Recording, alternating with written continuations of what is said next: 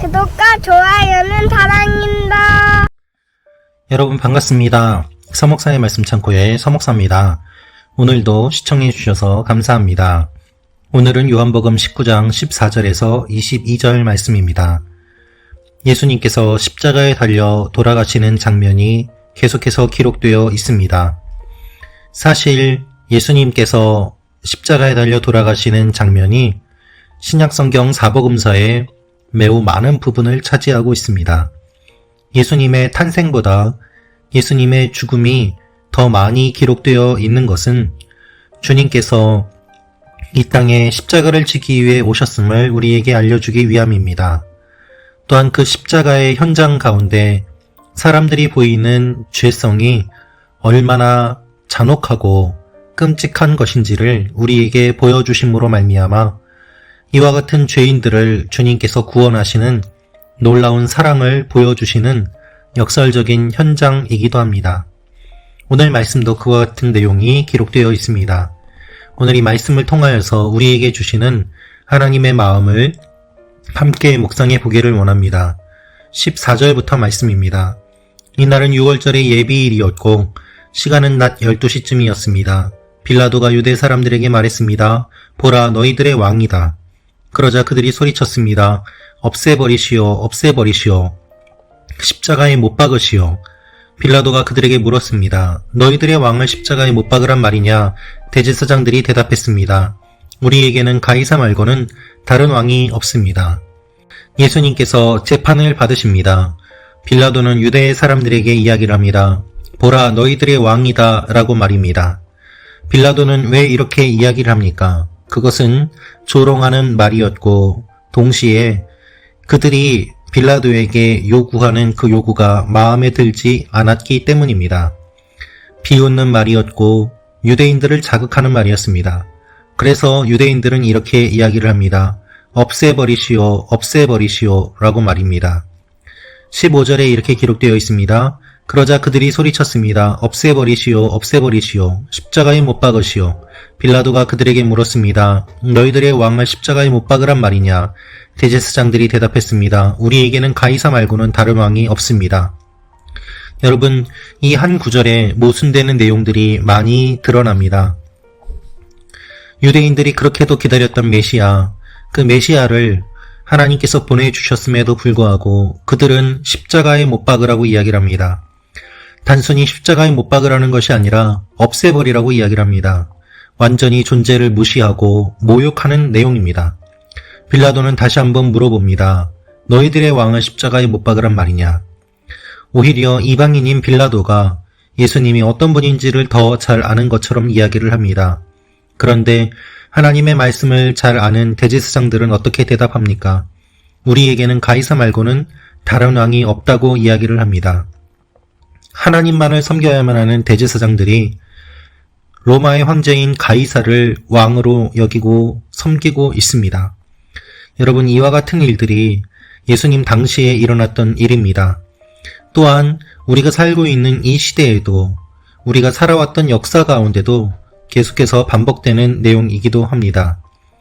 하나님만을 섬겨야만 하는 대제사장들이 오히려 세상의 왕을 섬기는 모습, 진정한 메시아는 십자가에 못 박고 세상의 왕을 섬기는 종교 지도자들의 모습이 우리가 얼마나 많이 보아왔던 모습들입니까? 정말 하나님을 사랑하고 섬기는 대제사장들이 아닌 것처럼 그렇지 않은 종교 지도자들이 너무나도 많은 것이 슬프지만 현실입니다. 우리는 가이사를 섬겼던 대제사장들처럼 돈을 섬깁니다. 명예를 섬깁니다. 세상의 권력자들을 섬깁니다. 그래서 하나님의 이름을 이야기하면서도 세상의 정치가들과 대통령과 높은 지위에 있는 사람들과 손을 잡고 그들에게서 무엇인가 얻어내려고 합니다. 그것이 우리의 모습입니다.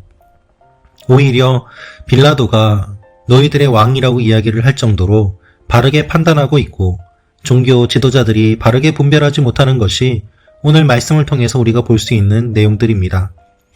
빌라도는 예수님을 결국 십자가에 못 박도록 넘겨줍니다. 빌라도는 그렇게 하고 싶지 않았습니다. 그러나 유대인들이, 종교 지도자들이 강렬하게 원했기 때문에 그렇게 할 수밖에 없었습니다. 그래서 빌라도는 내키지 않은 가운데 예수님을 넘겨주었고 끝까지 십자가를 지시는 그 현장까지 가는 것을 볼 수 있습니다. 예수님께서 십자가에 달려 돌아가십니다. 빌라도가 명패를 써서 십자가에 붙입니다. 그 명패에는 무엇이라고 적혀져 있었을까요? 19절입니다.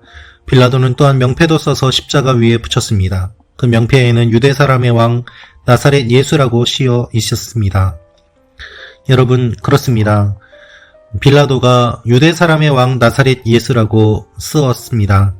이 명패를 모든 사람들이 볼 수 있도록 히브리어와 라틴어와 그리스어로 쓰여졌습니다. 20절입니다. 예수께서 십자가에 못 박히신 곳이 예루살렘 성 가까이에 있었습니다. 또 그 명패가 히브리어와 라틴어와 그리스어로 각각 쓰였기 때문에 많은 유대 사람들이 이 명패를 읽었습니다. 예수님이 십자가에 달려 돌아가시는데 십자가에 달리신 그 죄목이 무엇입니까? 왕이라는 것입니다. 왕이 된 것이 어떻게 죄가 될 수 있겠습니까? 그 죄는 인간들이 지은 죄를 주님께서 대신 지신 것임을 우리가 이 말씀을 통하여 알 수 있습니다. 사람들은 이렇게 이야기했습니다. 21절 22절 말씀입니다. 그러자 유대 사람의 대제사장들이 빌라도에게 말했습니다. 유대 사람의 왕이라고 쓰지 말고 자칭 유대 사람의 왕이라고 써주십시오. 빌라도가 대답했습니다. 나는 내가 쓸 것을 썼다. 끝까지 대제사장들은 빌라도에게 요구합니다. 자신들이 원하는 것을 자신들의 손으로 하지 않고 빌라도를 이용해서 성취하려고 하는 모습들을 보게 됩니다. 그들은 자칭이라는 말을 넣기 원했습니다. 그러나 빌라도는 거부합니다. 빌라도의 이 거부는 하나님의 인도하심이었습니다. 빌라도도 모르는 새 그는 하나님의 일들을 그대로 선포하는 것을 행하였습니다. 자칭 유대 사람이 아니라 진짜 유대 사람의 왕이신 예수 그리스도, 그분이 십자가에 달리심을 빌라도는 의도하지 않았지만 모두에게 공표하는 그와 같은 일들이 일어났습니다. 여러분, 빌라도가 자신의 자존심 때문에 부지 중에 이 명패를 바꾸지 않고 명패를 그대로 달았습니다. 빌라도도 이렇게 하였는데 하물며 하나님의 말씀에 순종하고 하나님의 뜻대로 하려고 한다면 우리가 얼마나 더 주님께 쓰임받을 수 있겠습니까? 사람들은 각각 자신들의 이기심과 자존심과 이익에 따라서 움직입니다. 그 희생은 예수님께서 온전히 오롯이 다 짊어지십니다. 예수님께서는 이 현장 가운데서 아무런 말씀도 하지 않으십니다. 십자가에 못 박히시고 사람들이 예수님을 조롱하고 둘러싸는 그 가운데서도 예수님은 그대로 계시고 오히려 주님을 중심으로 사람들이 얼마나 잔혹한지 악한지 그것을 그대로 드러내 주십니다. 여러분, 하나님께서는 때때로 아무것도 하지 않으심으로 말미암아 인간들의 악함과 무지와 죄악을 드러내시기도 합니다. 그것을 통하여서 우리는 무엇을 알 수 있습니까? 우리의 본질이 얼마나 주님과 멀어져 있는지를 깨닫고 주님 앞에 회개하며 나아가기를 우리는 깨닫고 또 주님께서 그것을 원하심을 알아야만 합니다. 주님은 십자가에 달려 돌아가십니다. 어리석게도 구원자로 오신 주님을 백성들이 죽입니다. 이 모습이 바로 우리의 모습입니다. 주여 우리를 불쌍히 여겨 주옵소서. 우리를 구원해 주시기 위해서 손을 내미시는 주님, 우리를 바른 길로 인도하기 위해서 날마다 말씀해 주시는 주님, 그 말씀을 거부하고 손길을 거부하고 우리 마음대로 살다가 넘어지고 쓰러져서 후회하며 주님 앞에 돌아오는 우리의 어리석은 모습들, 주님, 여전히 반복되는 우리의 모습들, 여전히 반복되는 고난주간 가운데서 우리의 후회들, 반복되지만 고치지 않는 우리의 악한 모습들, 주여 우리를 불쌍히 여겨 주옵소서. 하나님 앞에 기도하며 나아가는 여러분과 제가 되기를 원합니다. 기도하겠습니다. 아버지 하나님, 주님은 우리의 모든 모습을 그대로 드러내 주십니다. 주여 우리의 악함을, 우리의 현실의 모습을 처절하게 깨닫고 하나님 앞에 회개하며 나아가는 하나님의 사람들이 되게 하여 주옵소서.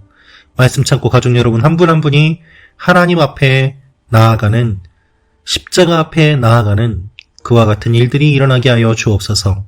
예수님의 이름으로 기도합니다. 아멘.